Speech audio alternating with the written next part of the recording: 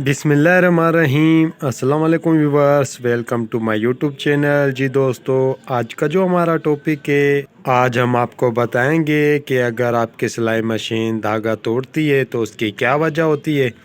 देखें दोस्तों, धागा तोड़ने की बहुत सारी वजूहत होती हैं, बट आज मैं आपको दो ऐसी मेन वजह बताऊंगा जिनकी वजह से पिको की मशीन धागा बार बार तोड़ती है। ये चेक करें दोस्तों, ये पिको की ज़िगज़ैग मशीन है और धागा तोड़ने का इसमें मसला है। बट अगर आपकी सिलाई मशीन कभी कभार धागा तोड़ती है तो उसका मशीन का फ़ाल्ट नहीं होता दोस्तों। कभी कभार धागा सिलाई मशीन इसी वजह से तोड़ देती है कि हम उसमें आयलिंग नहीं करते, तो उसके जो पार्ट्स होते हैं वो सूख जाते हैं, तो इसकी वजह से कभी कभार हमारी मशीन धागा तोड़ देती है। तो आप अपनी मशीन में आयलिंग करेंगे तो धागा टूटना बंद हो जाएगा। और अगर आपकी पिको मशीन बार बार धागा तोड़ती है तो उसकी जो वजह होती है दोस्तों, वो मैं आपको चेक करवाता हूँ। तो ये चेक करें, हमारी पिको मशीन बार बार धागा तोड़ती है दोस्तों। तो आपको ये इसका स्टॉपर नज़र आ रहा होगा, और ये जो शटल का अंदर वाला हिस्सा है ये चेक करें, ये यहाँ पर इस हुक में लगा हुआ है। ये अंदर का हिस्सा जो होता है इसमें कट दिया हुआ है, तो ये स्टॉपर के हुक में लगता है। इस तरीके से स्टॉपर इसको कवर करता है, क्योंकि ये अंदर का हिस्सा नहीं घूमता, इसका बाहर का हिस्सा घूमता है शटल का।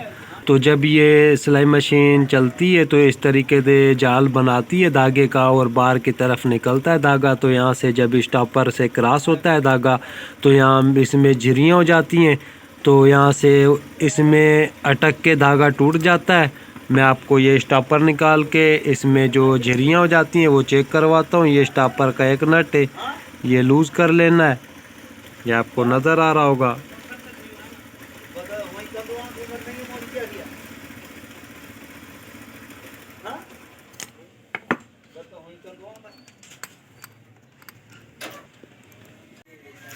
ये चेक कर सकते हैं दोस्तों आप, मैंने इसका पिको मशीन का स्टॉपर निकाल लिया है।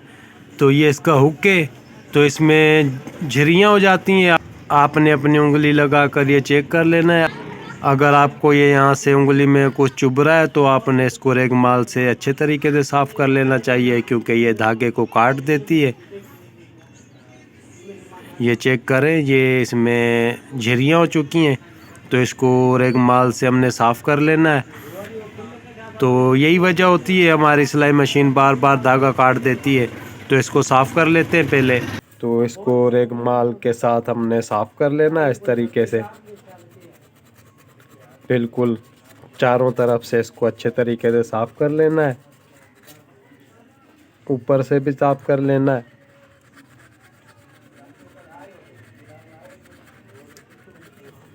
आपने ज़ीरो का रेगमाल यूज़ कर लेना है दोस्तों।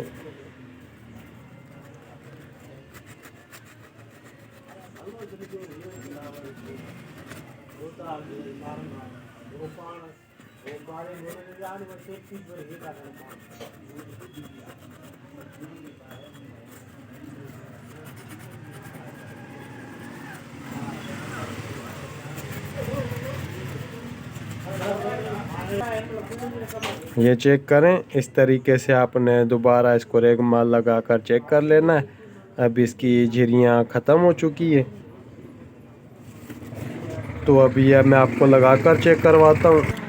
तो ये चेक कर सकते हैं दोस्तों आप, इसका स्टॉपर हमने रेगमाल के साथ अच्छे तरीके से साफ़ कर लिया है। अब इसमें झिरियाँ नहीं है, तो मैं आपको ये लगाकर और इसका बोबिन केस लगाकर आपको चेक करवाता हूँ कि ये किस तरीके से सिलाई मशीन धागा बाहर की तरफ निकालती है और ये किस तरीके से धागे को काट देती है। ठीक है, तो ये लगा लेते हैं इस तरीके से।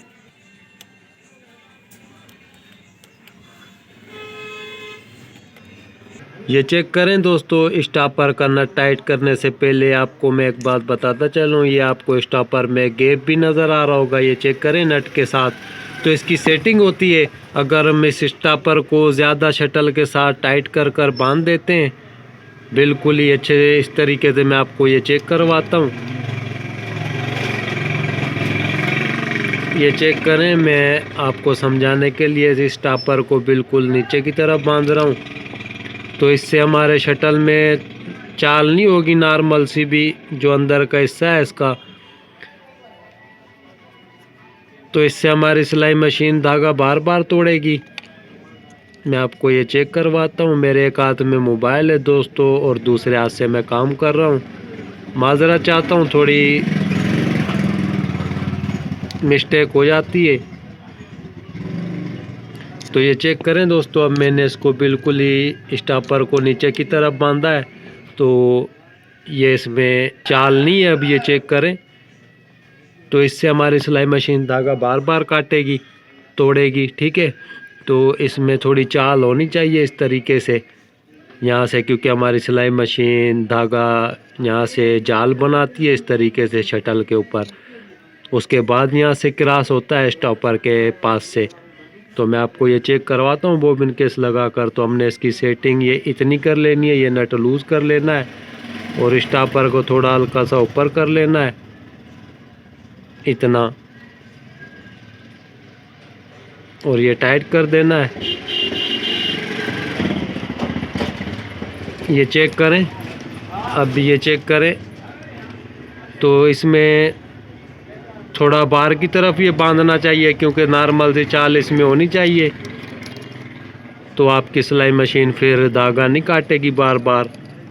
ठीक है, तो मैं आपको इसमें ये बोबिन केस लगाकर और अच्छे तरीके से समझाता हूँ। तो ये चेक कर सकते हैं, मैंने इसका बोबिन केस लगा लिया है। अब मैं आपको ये समझाने के लिए इसका चेक करवाता हूँ। ये चेक करें, मैं सिलाई मशीन को चला रहा हूँ। ये चेक करें,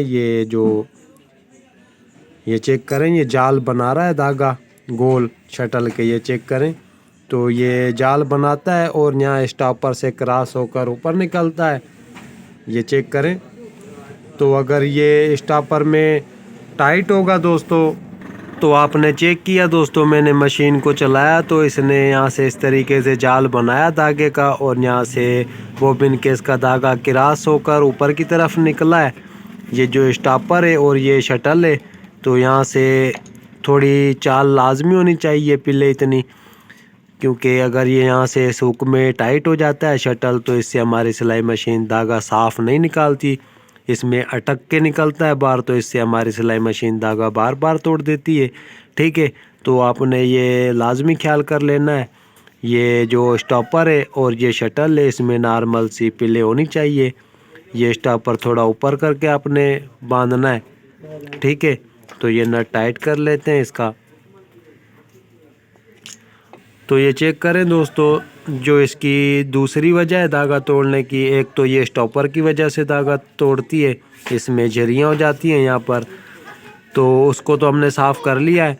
इसकी दूसरी वजह ये चेक करें, ये शटल की नोक के, तो यहाँ पर भी आपको निशान नज़र आ रहा होगा। ये चेक करें, और ये ऐसे नोकीला हो जाता है, बहुत ज़्यादा तेज़ हो जाता है, तो इससे भी हमारी सिलाई मशीन धागा तोड़ती है। तो ये नोकीली हो जाती है, इसकी नोक बहुत तेज़ हो जाती है, तो इसको भी रेगमाल के साथ अच्छे तरीके से साफ़ कर लेना चाहिए।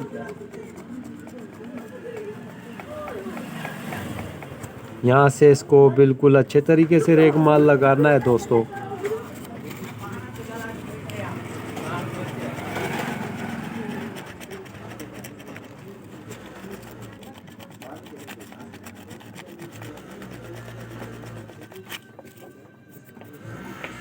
ये चेक करें, तो ये इसकी मेन वजह यही होती हैं जो मैंने आप दोस्तों के साथ शेयर की हैं। तो अगर आपकी सिलाई मशीन या पिको मशीन धागा तोड़ देती है, बार बार धागा तोड़ती है, तो आपने कुछ भी नहीं करना, ना ही मैकेनिक के पास भेजनी अपनी मशीन। बस ये स्टॉपर खोल कर चेक कर लेना है, इसके हुक में झिरियाँ हो जाती हैं, उससे भी हमारी सिलाई मशीन धागा तोड़ती है। और जो इसकी ये शटल की नोक है, ये चेक करें, ये ऐसे घूमती है, तो ये इसकी नोक सुई को छूकर गुज़रती है। तो अगर ये नोक भी इसकी तेज़ हो जाती है और यहाँ से ये ज़्यादा तेज़ हो जाता है, नोकीला हो जाता है, तो इससे भी हमारी सिलाई मशीन धागा बार बार तोड़ देती है। ठीक है दोस्तों, तो ये इसका तरीका है। जी दोस्तों, अगर आपको वीडियो अच्छी लगी तो वीडियो को लाइक करें, सब्सक्राइब करें और बेल आइकन को लाजमी प्रेस करें ताकि हर आने वाली वीडियो आप तक पहुंच सके। अल्लाह हाफिज़ दोस्तों।